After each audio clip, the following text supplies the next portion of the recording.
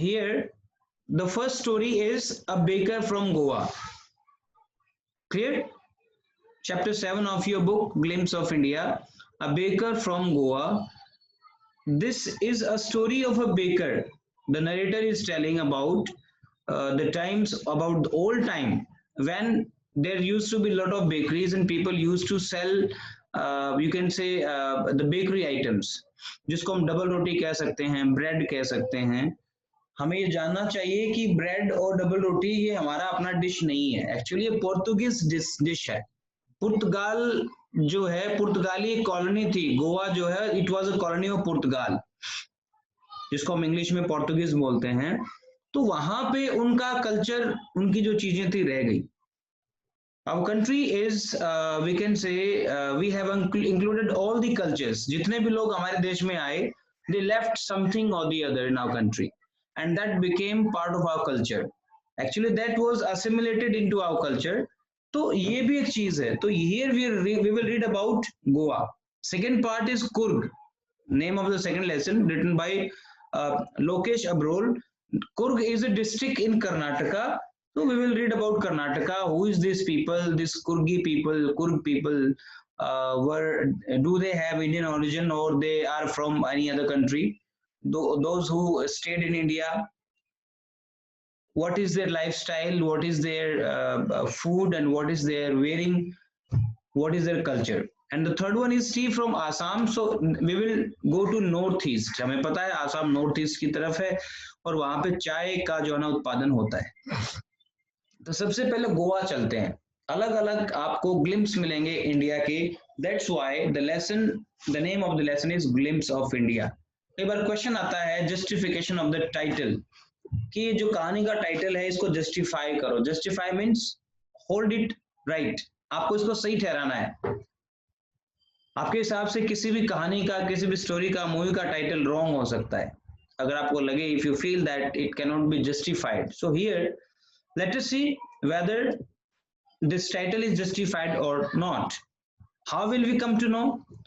We come to know about different cultures, different places, different parts of India.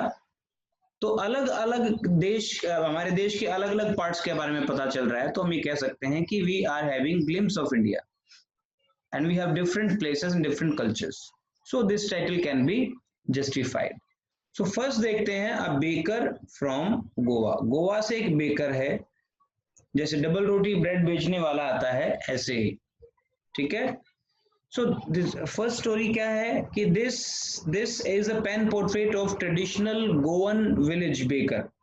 Goan से मतलब होता है गोवा के लोग. जैसे हरियाणा के लोगों को कहते हैं इंडियन, इंडिया के लोगों को कहते हैं ठीक, हिमाचली आप हिमाचल के लोगों को कह देते हैं. तो यहाँ पे गोवा के लोगों को इन्होंने कहा गोवन. ठीक है. तो this is a pen portrait. Pen portrait means एक तरीके से कैरेक्टर स्केच कह सकते हो, एक तरीके से बायोग्राफी कह सकते हो एक आदमी के बारे में. A traditional Goan village baker who still has an important place in the society. समय के साथ ब्रेड आइटम्स कम हो गए गोवा के अंदर, लेकिन अभी भी ये आदमी जो है अपना गुजारा करता है क्या बेच के, ब्रेड वगैरह बेच के. ठीक है. कौन है ये? एक बेकर है. तमन्ना बेटे, can you hear me clearly? Yes sir. Yes sir. Read करो यहाँ से. ये मैंने टिक किया, दिखा आपको? Yes sir. Read it. Read this paragraph. Our elders are often heard. Sir, what is this? Our elders are often heard, not heard. It's heard. Okay sir. Yeah. Sir मैंने next पूछा था. नेक्स्ट Our elders जो ये are लिख रखा है. reminiscing nostalgically. Nostalgically means पुरानी बातों को याद करते हुए. When we remember our fond memories, our sweet memories, you know, things become past. समय के साथ चीजें past हो जाती हैं. We remember, you may have an album where you have photographs of your childhood.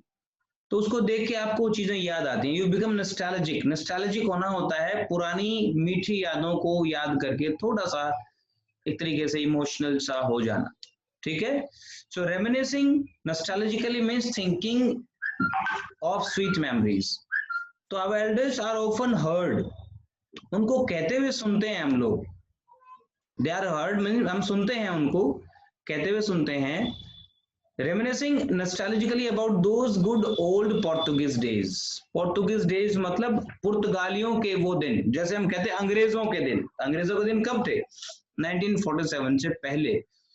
तो ऐसे ही पुर्तगाल की कॉलोनी गोवा होती थी, तो पोर्टुगीज डेज हो गया है. The Portuguese and their famous loaves of bread, है ना, उनके जो ब्रेड वो बनाते थे, उनका जो डिश था उसकी भी लोग याद करते हैं. एल्डर्स जो बड़े बुजुर्ग लोग हैं वो बात करते हैं. रीड करो आगे. Those eaters of loaves might have vanished, but the makers are still there. We मतलब still have among us. आने वाले तो वैनिश हो गए होंगे. वैनिश का मतलब क्या है? ये वैनिश, वैनिश मीन्स होता है गायब हो जाना. तो वो तो खत्म. मेकर्स जो जो ब्रेड बनाते थे, नहीं सॉरी, जो ईटर्स ऑफ लॉव्स, वो खाने वाले शायद नहीं रहे, लेकिन बनाने वाले शायद अभी भी हैं. आगे पढ़ो. We still have amongst us the mixtures, the molders, and those who bake the loaves. Those age-old time-tested furnaces still exist. The बिल्कुल. fire in the furnaces has not yet been extinguished. The thud and jingle of the traditional baker's bamboo heralding his arrival in the morning can still be heard in some places. Maybe the father is not alive, but the son still carries on the family profession. These wait bakers are even today known as pedder in Goa. Wait, क्या बात है बेटे? सुन, मेरी आवाज नहीं आती है? मैं कह सर रहा मैं जोर से बोल रही हूँ तो आपकी आवाज नहीं आ रही थी. हूँ, तो सुनो ध्यान से. यहाँ देखो वो कहता है कि दोज मतलब ओल्ड एज की जो बात हो रही है, time tested furnaces still exist. वो जो फर्नेसेस है ना, जो भट्टी होती है जिसके अंदर उसको पकाते हैं, बेक करना होता है. बेकरी क्यों कहते हैं उसको? क्योंकि वहां पे बेक करते हैं. किसको बेक करते हैं? ब्रेड को पकाते हैं ना, इसमें फर्नेस में, भट्टी में. वो अभी भी है. और वो फायर जो है ना, वो आग उन भट्टियों की अभी तक बुझी नहीं, एक्सटिंग्विश होता है, बुझ जाना. ठीक है. The third and jingle. अब ये क्या होती है थर्ड एंड जिंगल से? इसका मतलब क्या है? ये देखो आप कि किसको वो थर्ड और जिंगल कह रहा है. Traditional bakers bamboo. वो एक्चुअली बैम्बू लेके आते थे. बैम्बू किस लिए लेके आते थे? वो लोगों का ध्यान खींचने के लिए. जैसे आपने देखा होगा आइसक्रीम वाला क्या रखता है अपने साथ? घंटी रखता है, बेल बजाता है. तो इनके पास बैम्बू होता था, उससे जिंगलिंग की आवाज निकालते थे, थर्ड की उसको पटकते थे. ठीक है. और लोग आ जाते थे. Heralding his arrival in the morning. Heralding मतलब चिल्ला के बताना कि वो आ गए हैं. Can still be heard in some places. आज भी कहीं कहीं वो है. यानी कहने का मतलब ये है कि ब्रेड को खाने वाले लोग उतने नहीं रहे हों, लेकिन बनाने वाले, बेचने वाले शायद अभी भी थोड़े थोड़े कहीं कहीं किसी न किसी गली में मिल जाते हैं. ठीक है. Maybe father is not alive but the son still carries on the family profession. Parents हो सकता है नहीं है, लेकिन बेटा उस काम को आगे बढ़ा रहा है. The bakers are even today known as पेडर इन गोवा. गोवा के अंदर आज भी बेकर्स को पेडर कहा जाता है उनकी लोकल लैंग्वेज के अंदर. क्लियर? आगे पढ़ो. During our childhood in Goa, the baker used to be our friend, companion, and guide. He बिल्कुल. used to come at least twice a day. Companion यानी साथी, फ्रेंड है ना, गाइड यानी सलाह देने वाले. Once, when he set out in the morning on his sailing round, and then again when he returned after emptying his During our to childhood, be our Goa friend. used to be our friend, companion, guide. He used to come at least twice a day. दिन में 2 बार कम से कम वो आते थे. होता है ना कई बार आदमी का रास्ता वही होता है, वहीं से गुजरता है वो, जाते वक्त भी और आते वक्त भी. 2 बार दिन में. एक बार when he set out in the morning. set out मतलब शुरू करना, जब शुरुआत में काम शुरू करते थे या बेचने के लिए आते थे. in the morning on his selling ground यानी बेचने के लिए. and then again when he returned after emptying his huge basket. Empty मतलब खाली कर देना बास्केट, यानी शाम को बेच के भी वहीं से गुजरते थे। ये जो नरेटर है, जो कहानी को बता रहा है, ये कह रहा है कि वापस भी वहीं से आते थे, इसलिए 2 बार जो ना उनसे उनकी मुलाकात, उनकी मीटिंग होती थी। आगे पढ़ो। The jingling thud of his bamboo woke us up from sleep, and we ran to meet and greet him. Why was it so? Was it for the love of the loaf? Not at all. आगे भी पढ़ना है sir. The loaves were bought by some pesky or bestin.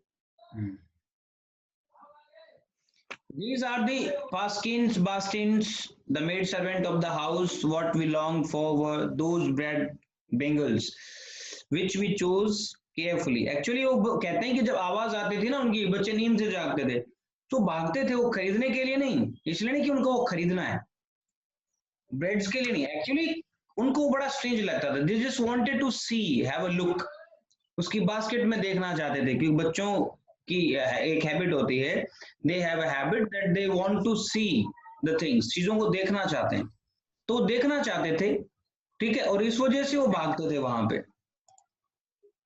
ठीक है, इकट्ठे हो जाते थे, और जो मेड सर्वेंट्स थे उनके घर के, वो क्या करते थे, वो उन चीजों को खरीदते थे, ठीक है। स्वीट ब्रेड होता था, है ना, स्पेशली बनाया हुआ स्वीट ब्रेड भी होता था। चलो आगे पढ़ो। What we longed for were those bread bangles which we chose carefully. Sometimes it was sweet bread of special make. कभी कभी sweet The bread, baker made हाँ carry on. the baker made his musical entry on the scene with the jung jung sound of a specially made bamboo staff. Wait One's hand wait, ये क्या है, the baker made his musical entry, musical entry बना था कुछ music सा हल्के से, वो म्यूजिकल एंट्री क्यों होती थी, क्योंकि उनके पास एक स्पेशली स्टैफ, एक तरीके से एक इंस्ट्रूमेंट बनाया हुआ था जो कि बांस से बनता था, ठीक है, और उसको जो वो पटकते थे तो जंग जंग की आवाज आती थी, इसलिए उसने कहा कि उनकी एंट्री म्यूजिकल होती थी। one hand supported the basket on his hand, the other banged the bamboo on the ground. He would greet the lady of the house with good morning and then place his basket on the vertical bamboo. Wait कैसे, मतलब एक आदमी सामान लेके आता है, आपने देखा होगा कोई जो स्ट्रीट वेंडर होता है, या कोई सामान बेचने वाला, जिसको हॉकर भी बोल देते हैं हम लोग गांव के अंदर, तो उसके सिर पे टोकरी होती है, एक हाथ से टोकरी पकड़ता है, दूसरे हाथ से उसके पास वो बैम्बो स्टैफ होता था, लकड़ियां बैम्बू की बनी हुई, है ना, एक हाथ से टोकरी, और वो जो ना आवाज लगा लगा के लोगों को बेचता था। आगे पढ़ो। Wickets would be pushed aside with the mild rebuke and the loaves would be delivered to the servant. But we would not give up. We would climb a bench or or a parapet and peep into the basket somehow. I can still recall the typical fragrance of those loaves. Loaves for the elders and the bangles for the children. Then wait, we did not even what did you want to say, वो कहता है कि वो जो लोग जब उनके made servants खरीदते थे, तो बच्चों को पीछे कर दिया जाता था, क्योंकि जो नरेटर है, जो स्टोरी बता रहा हमें, वो तो खरीदते नहीं थे, he did not use to buy them, तो उन बच्चों को पीछे कर देते थे कि चलो इनको खरीदने दो, मेड सर्वेंट्स को, बट बच्चे हार नहीं मानते थे, वो किसी बेंच पे खड़े हो जाते, स्टूल पे खड़े हो जाते, and they use to look into, peep into का मतलब होता है देखना, झांक के देखना कि टोकरी में क्या है, और खासतौर पे स्वीट ब्रेड होते थे, ठीक है, तो उसको चिढ़ के देखते थे, वो कहता है कि उनकी बड़ी, उनको फ्रेग्रेंस, जिसको हम खुशबू कहते हैं, अजीब सी खुशबू आती थी, जो उनको आज भी याद है, ठीक है, और वो क्या होता था उनके पास, बेचने वाले के पास, लोव्स फॉर द एल्डर्स, जो ब्रेड के लोव्स थे वो किसके लिए होते थे, एल्डर्स के लिए होते थे, बेंगल्स फॉर द चिल्ड्रन, गोल गोल होता है बेंगल, चूड़ी क्या होती है, गोल होती है, तो ऐसे गोल गोल ब्रेड होते हैं, जैसे डबल रोटी होती है, ये बच्चों के लिए होते थे, ठीक है, तो ब्रेड बेंगल्स किसके लिए होते थे, वो बच्चों के लिए होते थे, और ब्रेड के लॉव्स किसके लिए होते थे, वो बड़ों के लिए होते थे।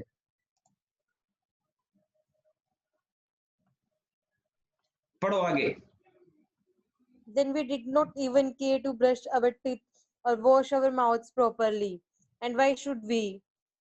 Who would take the trouble of plucking the mango leaf for the toothbrush? And why was it necessary at all? The tiger never brushed his teeth. Hot tea could wash and clean up everything so nicely after all. आप लोग brush करते हो या आप भी यही कहते हो कि टाइगर तो कभी ब्रश करता ही नहीं है ना? तो कहते हैं कि कौन जो ना नीम के उसके मैंगो लीव्स को उससे वहां से कुछ को तोड़े दातुन करने के लिए, तो टूथब्रश बनाने के लिए वो नहीं तोड़ते थे। और वो कहते हैं कि टाइगर भी तो ब्रश नहीं करते। और दूसरी चीज, हॉट टी पीने के बाद में कहाँ पे जरूरत होती है ब्रश की? यानी वो जो ब्रेड खाते थे तो पेरेंट्स कहते थे ब्रश कर लो, they did not use to. वो कहते थे कि जब चाय के साथ ब्रेड लिया है तो हॉट टी पी ली है तो अपने आप दांत साफ हो गए, इट वाज नॉट नीडेड। तो ऑथर जो है, narrator is recalling his old days, इसलिए ये स्टोरी जो है एक तरीके से नॉस्टैल्जिक बनाती है हमें अपनी पुरानी यादों के बारे में, हमारी पुरानी बातों के बारे में। Got it? आगे पढ़ो। Marriage gifts are meaningless without this sweet bread known as the bowl, just as party or a feast lost its charm without bread. Not enough can be said to show how important a baker can be for a village. गांव के लिए, wait, एक village के लिए एक baker कितना important है? शादी के गिफ्ट जो हैं वो मीनिंगलेस हैं अगर उसमें स्वीट ब्रेड ना हो। और ऐसी कोई भी पार्टी होगी उसमें ब्रेड नहीं होगा तो उसका भी काम नहीं चलेगा। ठीक है, तो एक्चुअली वो कहना चाहता है कि ब्रेड जो है उस टाइम पे वो एक इम्पोर्टेंट पार्ट था, बहुत ही इंपॉर्टेंट पार्ट था लोगों के खान पान का, उनके कल्चर का। और क्या बोलते थे उसको? बोल बोलते थे वो। ब्रेड जो मैरिज में होता था वो क्या होता था? बोल। आगे बढ़ो। The lady of the house must prepare sandwiches on the occasion of her daughter's engagement. Cakes and bolinas are must for Christmas as well as other festivals. Wait, अब ये केक कह लो, इनको Thus, the presence of the bakers. ये Christmas के लिए भी जरूरी होते थे। आगे बढ़ो। सर ये bolinas क्या है? ब्रेड से बने हुए ये it is also bakery product. Cake और बोलिनाज ये भी कैसे बेकरी के प्रोडक्ट हैं। और ये कहना चाहता है कि वो जो बेकर बेचने के लिए आता था अलग अलग प्रोडक्ट, उनके बगैर क्रिसमस की पार्टीज भी नहीं हो सकती थी। ठीक है, बोलिनाज is also a bakery product. जैसे ब्रेड होते हैं, जैसे ऊपर इसने बोल कहा है, ब्रेड को ही बोल कहा है, तो यहाँ पे ही सेइंग बोलिनाज। केक्स एंड बोलिनाज are must for Christmas as other festivals में। फेस्टिवल हो उसमें वो जो बेकर बेचने के लिए आता था उसके जो प्रोडक्ट होते बहुत जरूरी होते।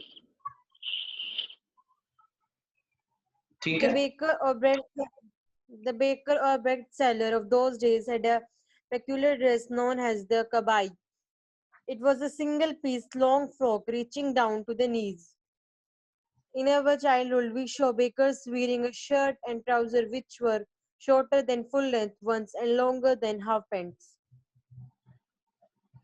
Even today, anyone who wears a half pant which reaches just below the knees invites a comment that he is dressed like a pedder. यहाँ पे उनकी ड्रेस की बात कर रहा है बेटे। Here is talking about the dress. एक बेकर जो है जिसको पेडर कहते थे, वो क्या पहनता था? उसकी ड्रेस क्या होती थी? एक सिंगल पीस होता था जो कि घुटने तक आता था, जिसको कबाई बोलते थे, है ना? It was a single piece long frock reaching down to the knees. घुटनों तक या घुटनों से भी नीचे तक आता था वो, है ना? और वो कहता है कि हमारे चाइल्डहुड में, यानी जब ये जो नरेटर ऑथर है उसके चाइल्डहुड में उसने बेकर्स को क्या पहने हुए देखा? एक शर्ट एंड ट्राउजर। अब ट्राउजर कैसा था? ऊंचा सा ट्राउजर। ठीक है, जैसे पजामा होता है ऊंचा पजामा, एक तो पूरा फुल लेंथ होती है, एक घुटने से थोड़ा सा ऊपर जिसको हम कैफ्री बोलते हैं। तो वो एक शर्ट पहनते थे जब ये नरेटर बचपन में था, इसने देखा, और ऊंची पजामा या ट्राउजर्स पहनते थे। और वो कहता कि अगर आज भी कोई ऐसी हाफ पैंट पहन रखी हो किसी ने, जैसे कैफ्री होती है जो कि घुटनों तक आए या घुटनों से नीचे, तो लोग उस पर कमेंट करते हैं कि भाई उसने तो एक पेडर की तरह ड्रेस कर रखी है ना? पेडर लगता है वो तो। क्यों लगता है पेडर? क्योंकि ये ड्रेस कोड किसी जमाने में पेडर्स का हुआ करता था, इसलिए वो कहता है। Yes. The baker, the baker usually collected his bills at the end of the month. Monthly accounts used to be recorded on some wall in pencil. Baking was indeed a profitable profession in the old days.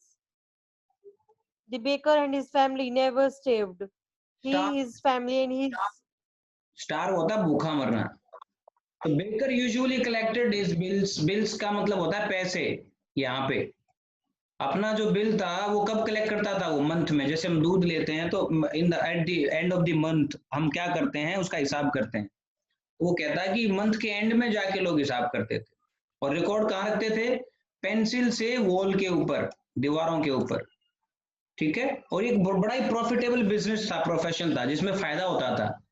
जैसे लोग ये देखते हैं कि if there is a profession which is very profitable, तो लोग उसी profession को बार बार करते हैं। जैसे आजकल कोई मास्क की फैक्ट्री लगा रहा है, कोई सैनिटाइजर बना रहा है, उनको लगता है कि this is a profitable business these days, उनको ऐसा लगता है। इसलिए उसने कहा कि the baker and his family never starved. इसलिए उस समय पे, पुराने जमाने में, एक बेकर जो होता था, जिसको पेडर कहते थे, वो उसकी फैमिली कभी भूखे नहीं मरते थे। स्टार्व मीन्स भूखा मरना, कभी भूखे नहीं मरते थे। क्यों? क्योंकि उनको इतना प्रॉफिट, उतना पैसा मिल जाता था कि वो अपनी फैमिली को चला सके। ठीक है। और वो उसकी फैमिली सब क्या होते थे? हैप्पी होते थे, प्रॉस्परस होते थे। Yes. he, his family, and his servants always looked happy and prosperous. Their plump physio was an open testimony to his. They Even today, any person with the exact wait, plum physique का मतलब होता है मोटे मोटे होते थे वो। जैसे होता है ना, जो कोई बच्चा थुल थुल सा हो जाता है, मोटा हो जाता है, मजबूत मजबूत नहीं, मतलब थोड़ा सा मोटे तौर पे, तो उसको लोग कंपेयर करते हैं कि ये तो सेठ जी हो गया है, सेठ की तरह हो गया है। तो उसको ऐसे कंपेयर कर देते हैं कि क्योंकि वो सेठ जी बैठे रहते हैं दुकान पे और वो भी मोटे हो जाते हैं, तो ऐसे ही ये लोग भी बड़े मोटे मोटे होते थे। फिजिक प्लम का, प्लम फिजिक का मतलब होता है मोटे मोटे होते थे। Yes. even today, any person with a jackfruit-like physical appearance is easily compared to a baker. बिल्कुल। Jackfruit like physical appearance का मतलब होता है मोटा सा आदमी, मोटे पेट वाला आदमी, मोटा सा आदमी। उसको लोग एक बेकर से कंपेयर करते हैं। कौन से बेकर से? जो आजकल बहुत कम दिखते हैं। ठीक है। वैसे ये बेकरी का जो काम है, जो आइटम्स हैं, ये किसकी वजह से आए इंडिया में? पुर्तगालियों की वजह से। ये कहानी जो है कहाँ की है? गोवा की कहानी। It is a story of Goa. ठीक है। और गोवा के कल्चर में ब्रेड है। क्यों है? Because there that used to be a colony of Portugal या Portuguese।